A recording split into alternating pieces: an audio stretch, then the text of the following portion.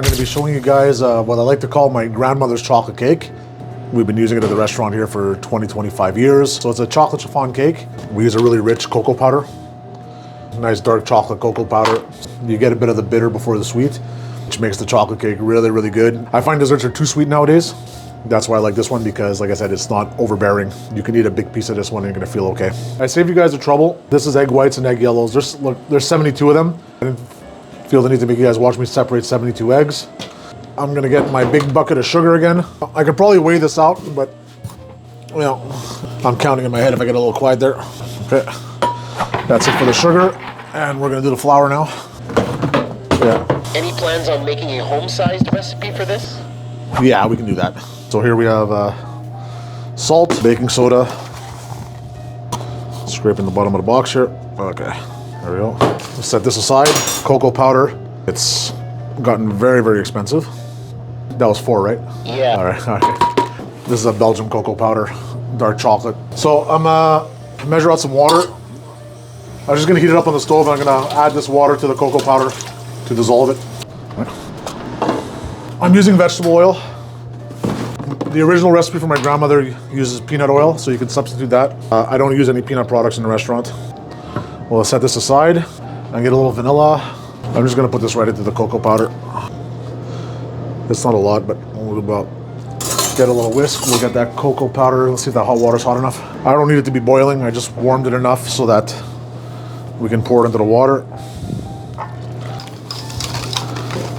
Got this mixed pretty good. We're gonna set this aside. So the way it's gonna work is we're gonna use all this to make like our chocolate batter, and then we're gonna use the egg whites to make a meringue. Okay, and then we're gonna fold the chocolate mixture into the meringue very slowly. That's gonna make a nice airy batter. Then we're gonna put it in the spring mold pans and get them in the oven. We're gonna go in basically with the eggs and the sugar right away. So this part happens pretty fast. It doesn't require a lot of over mixing. So eggs and sugar. High speed, give it our mix. All right, so I'm gonna go in with the chocolate next. This is our cocoa powder, water, and vanilla. The rest of this is gonna mix pretty fast. This for a couple seconds, and we stop. So here we have our flour, salt, and baking soda. Everything's getting thrown in here. Back on, and I probably should have started on lower speed, but it's done, so there we go. I'm gonna add the oil in. It doesn't have to go in slow. That's it. Part 1 is done. I know there's really intelligent ways to empty these bowls. It might look a little awkward, but like I said, I don't really have a lot of time to waste when I'm working. So I'm just gonna lift this thing, pour it in, and we're gonna... Do you ever drop this? No. Thanks for jinxing me. We could use some bloopers. Yeah, bloopers not on my day off. Everything's gonna go in here to transfer back into the meringue later. We're just gonna wash this and we'll be right back. We're gonna refilm the egg whites and cream of tartar thing, because as I was watching the bowl, I took off the mic and forgot to put the mic back on. So starting over, all we did was add the egg whites to the bowl, and we added a bit of cream of tartar. I don't know what cream of tartar is. I don't know what it's made of. Apparently it helps stabilize egg whites in a meringue. I don't understand the chemistry of it, but I was told to do it a long time ago. I don't even remember who told me. But it's worked, so I keep doing it. Maybe someone can tell me why cream of tartar helps stabilize egg whites. And while the meringues whip, I just like to get all my spring molds put together. I'm just making sure they're well sealed at the bottom, because I've made that mistake before. We're gonna split the mixture into 12 molds to make 8 cakes. That's what we're looking for. So now we're gonna stop and take it off. Off we go. I like to put myself into the dishwasher side so that I can get all the egg whites off. Don't worry about the chocolate, because the chocolate's going in there anyway. So we're just gonna keep folding the chocolate in slowly. I won't be able to reach to the bottom of the bowl with this tool, but once I get enough of it folded, it'll be mission accomplished. We folded enough in, and now this is the most awkward position, but I'm gonna just scrape the rest of this out. So right now I'm just using this whisk to get to the bottom of the pot and to get all those egg whites mixed into here properly. And once I stop seeing the egg whites, we're gonna split everything into the ring molds. So this is all nicely incorporated now. I'm just gonna get a little bowl to separate this.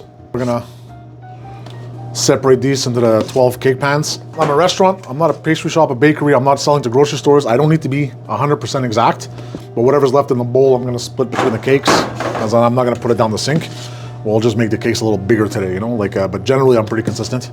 It's gonna go in at 350, probably for around 35 to 40 minutes. I pretty much separated them. I'm just gonna scrape the bottom of the pot now, get everything out. We're gonna get these in the pizza oven now.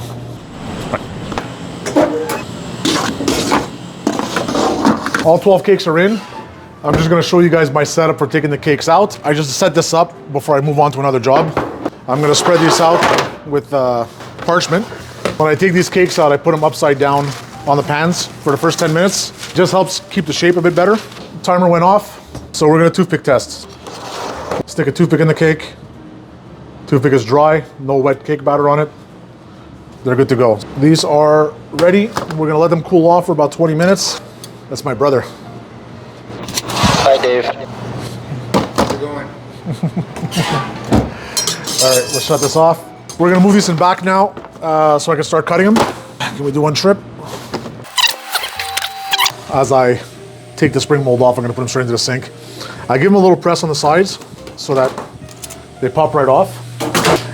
I do that little press so that it doesn't rip the cake.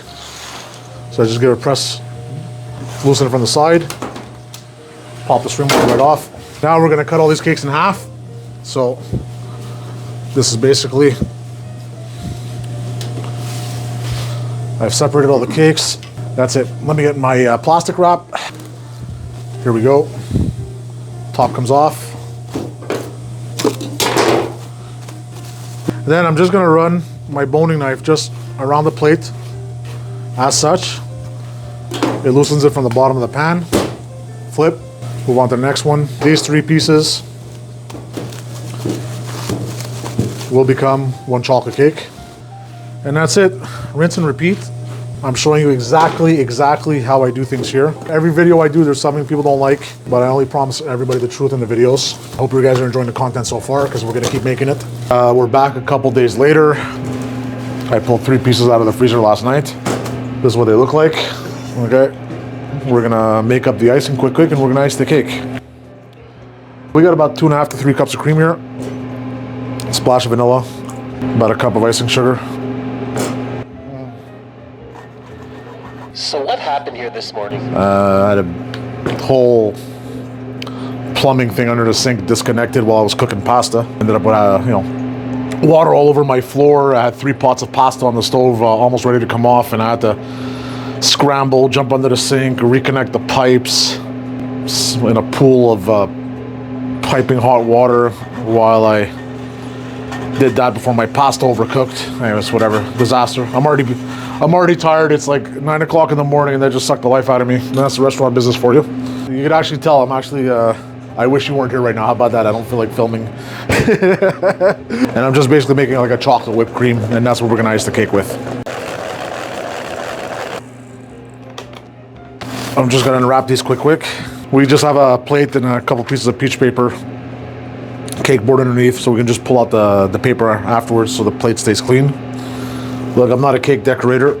We don't really present our cakes to the public, so all I'm really gonna do right now is ice the cake as clean as I can there. That's it. There won't be any fancy design, like I said, because we're not really presenting it to the public. So we have 3 layers on these cakes. Just gonna try to line it up as straight as I can. I'm gonna keep saying that. I'm not a cake decorator. Yeah. Top piece. Line it up. I mean, I'll work my way around the cake myself by just turning the plate manually there. We're just gonna go around the cake, get the ends. The whole process is only gonna take a minute or so. I'll make my little 3-second design here. This is my extent of cake decorating skills. This one tastes really, really good though. I wish you guys could try it. Okay. I guess we gotta cut a piece out, eh? We're gonna eyeball this a little bit. Normally it's a bit too fresh to cut, but yeah. There you have it. Any final words? No. Vivaldi,